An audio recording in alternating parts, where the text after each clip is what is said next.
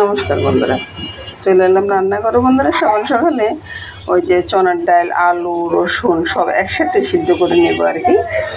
তো ওই জন্য জলটা বসিয়ে দিলাম। প্রথমে এগুলো ছেড়ে দিই, তারপরে কথা বলি। শুভ সকাল বন্ধুরা, নমস্কার বন্ধুরা, সবাই কেমন আছেন?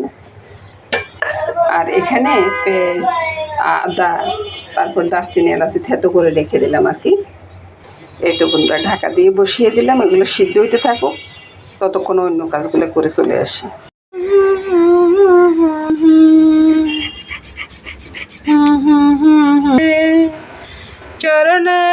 চরণারবিন্দম বন্দে গুরুর শ্রেয় চরণারবিন্দ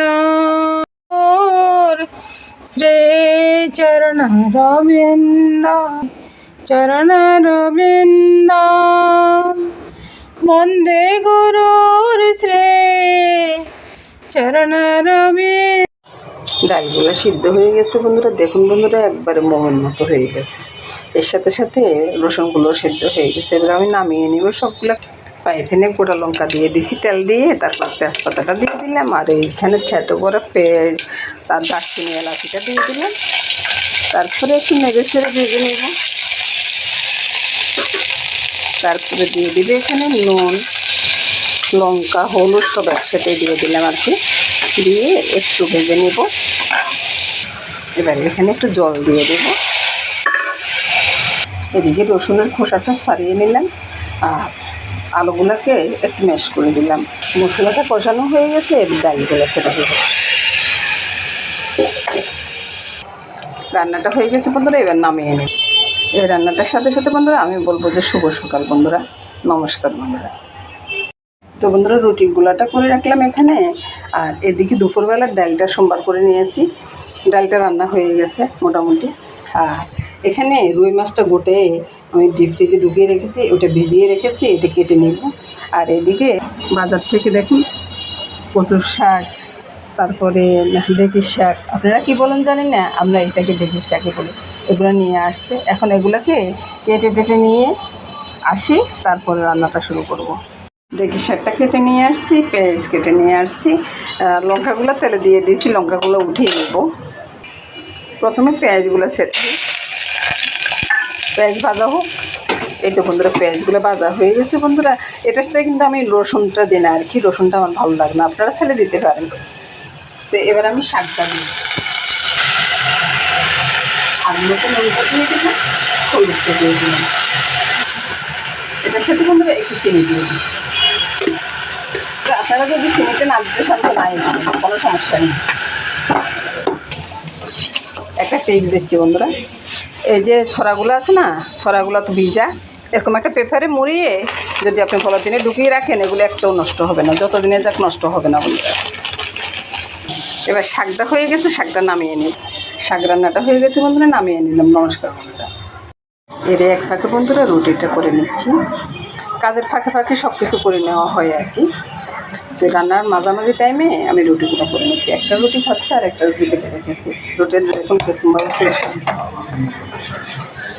রুই মাছটা ভিজিয়ে রেখেছি, প্রায় 2 কেজির মতো হবে।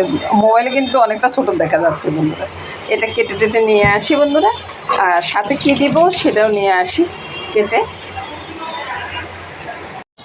দেখেন পাখিগুলো কী করতেছে, আসি তারপরে রান্নাটা বসাবো।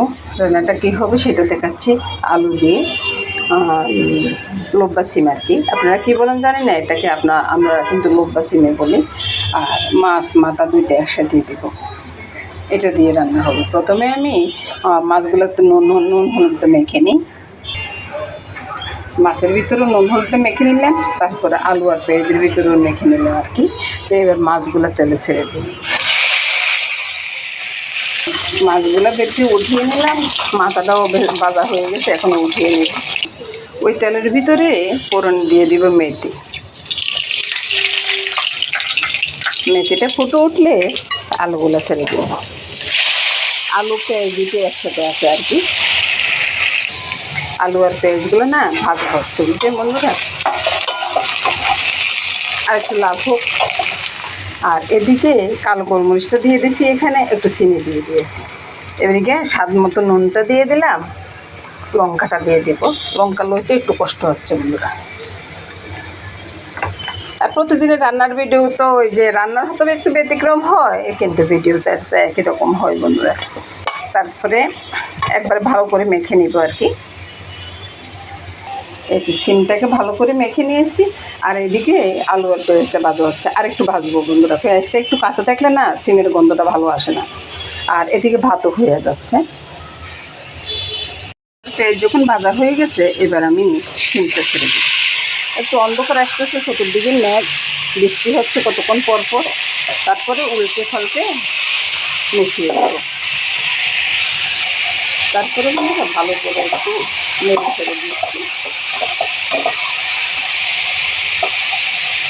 একটু হলে কিন্তু আমি যে জলটা দিয়ে দিব, পানিটা দিয়ে জলটা দিয়ে দিচ্ছি।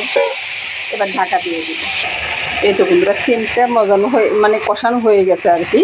এবার মাছ, ধনিয়া পাতা সব একসাথে ছেড়ে দিচ্ছি। এবার একটু ঝোল দিয়ে দিব। মাছগুলো ছেড়ে দিয়ে ওই যে মাছের টিয়া ধুয়ে তারপরে আমি একটু ঝোল দিয়ে দিচ্ছি। এবার বন্ধুরা রান্নাটা হয়ে গেছে বন্ধুরা, রান্নাটা নামিয়ে নেব। তো বন্ধুরা রান্নাটা শেষ হয়ে গেছে, রান্নাটা নামিয়ে নিলাম বন্ধুরা। এই রান্নার সাথে সাথে কিন্তু আমার সবগুলো রান্নাই শেষ হয়ে গেছে বন্ধুরা। এই তো বন্ধুরা 3টা রান্নায় চলে আসছে। আর সকালবেলা তো চনার ডালটা করছি, ওটা খাওয়া হয়ে গেছে। ওটা বেশ মজা হয়। তো নমস্কার বন্ধুরা, সবাই ভালো থাকুন, সুস্থ থাকুন, সুন্দর থাকুন বন্ধুরা। এই কামনা করে আজকের মতো এখানে শেষ করলাম বন্ধুরা। শেষ পর্যন্ত দেখার জন্য সবাইকে ধন্যবাদ।